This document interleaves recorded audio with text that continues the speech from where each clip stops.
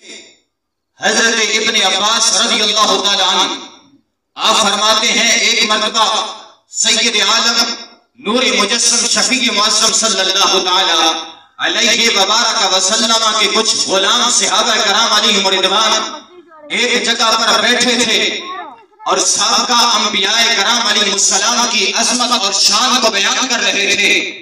कोई सहाबी कहता था, आदम की बड़ी शान है, वो सफीउल्लाह है। कुछ सहाबा कहते थे कि सुनो, इब्राहिम की बड़ी शान है कि वो खलीलुल्लाह है। कुछ कहते थे मूसा की बड़ी फजीलत है कि वो कलीमुल्लाह है, रब ने उनसे हकीकतन कलाम फरमाया है।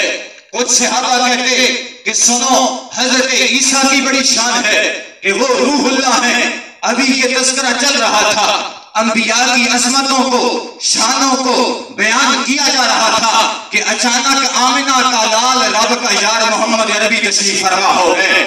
हुजूर जब तशरीफ लाए, हुजूर ने अपने गुलामों के इस अंदाज को जब देखा, हुजूर मुस्कुराए और अपने गुलामों को अपनी तरफ मुखातिब फरमाया और कहा, मेरे गुलामों, तुम सच कहते हो, तुम्हें ज़ेब देता है, तुम्हें हक पहुंचता है कि तुम जो अंबिया की शानों को बयान कर रहे हो, बेशक ऐसा ही है।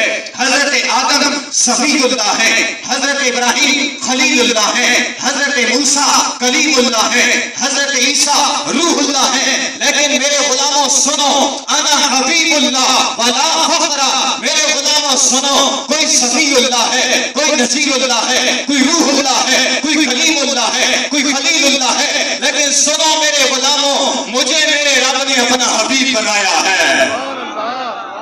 मुझे